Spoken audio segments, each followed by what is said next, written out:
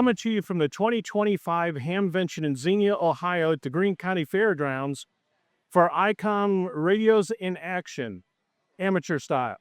We have here Adrian and Bob. You guys are about to do something pretty fun, aren't you? Fun, exciting, and amazing. It's basically going to be a DX-pedition to the most remote, uninhabited place on Earth called Bouvet Island. Trip of a lifetime. Trip of a lifetime, but this is your second time to go, right? Yes. This time it's going to be even bigger. We're going to attempt to get there using an icebreaker, and we'll be landing on Bouvet Island by helicopter. Oh, wow. And so that is an adventure in itself. And why Bouvet? Well, amateur radio is an exciting hobby. It's a career for many of us. It was a pivoting point in my life because that allowed me to have a good job. Wait a minute. Whoa. Hold on. You said career for us. I'm the only one that's working here. You guys get to operate and play. That's not what you do for your work. No, but the fields are related. I work in IT and technology, and a lot of stuff that I do for work, I also do in this hobby. And I love traveling, and the expeditioning is one way to get to places that are rarely touched by humans, such as Bouvet. One interesting fact, actually, is more people have flown into space than have set foot on this island. What's taken you this one? I think the adventure. I've always wanted to go on a DX-pedition to a big one. And going to Bouvet and, as Adrian said, being part of a handful of people that have set foot on the island and giving out a top 10, making a bunch of all-time new ones using Icom radios and all the other supplies that are being donated is going to be both challenging and invigorating. Now, I know you live in the Chicagoland area. You live in New York, so you guys have got a little bit of cold weather training. Bob, have you ever jumped into Lake Michigan for New Year's Eve? I have not done that because they didn't have enough beer that night. Okay. But you guys are going to experience what kind of climates, and this is summertime down there, right? Absolutely. In the Southern Hemisphere, February is the middle of the summer, which means that the water temperature is going to be just above the freezing point, and that's the peak of the summer. Last trip, we actually took a course and training in ice climbing, and as a matter of fact, the team met in Oslo a couple of weeks ago to start the final Lego preparations, which is the container that has the food, the supply, the generators, the equipment, and everything that's needed to survive in this very harsh environment. Hopefully we'll be there for about 3 weeks on the island. Once every 5 to 7 days, we'll have about 10 minutes of sunshine.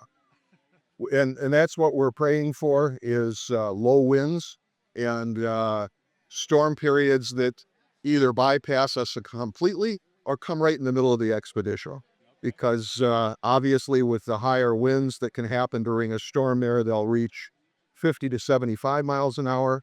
And that'll equate to waves that are really high and winds that make it tough to put up and sustain antennas in tents. We've experimented quite a bit at the previous trip, and we know what works and what doesn't. The antennas will be very light and sturdy using aircraft quality aluminum. And one interesting fact, though, is the way we get the weather. Information comes to the boat, and the boat stays in touch with us using the Icom satellite radios, which we used in last trip. And all along the trip, we were able to stay in touch with our main quarters in New York and also in Oslo, each having these Icom satellite radios. And that allowed us to stay in touch with the world, of ham radio and otherwise, and also in touch with the boat. Remember, the boat cannot be stationary because the wind never stops. And so regular VHF does not always work. You're actually going to be using 3 different Icom divisional radios. Yes. You're going to be using the SAT radios or SAT 100s from the network division. Correct.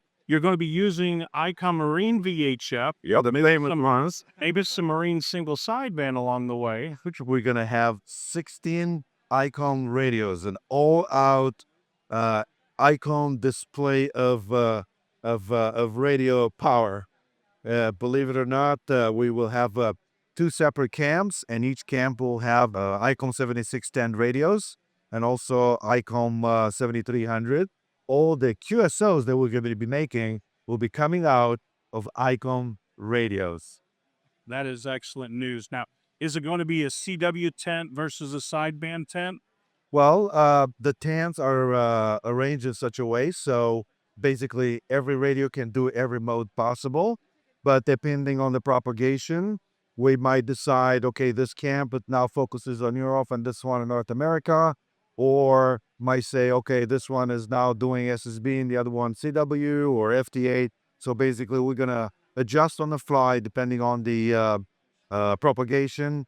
But the idea is that all the radios can do everything and all the camps can do everything, but depending on the current conditions and the weather, then we can decide what will be done at that particular moment. It sounds like there's some incredible logistics that you guys have thought through on this to go ahead. So I heard single sideband, Okay. CW, Okay. FT8. Correct.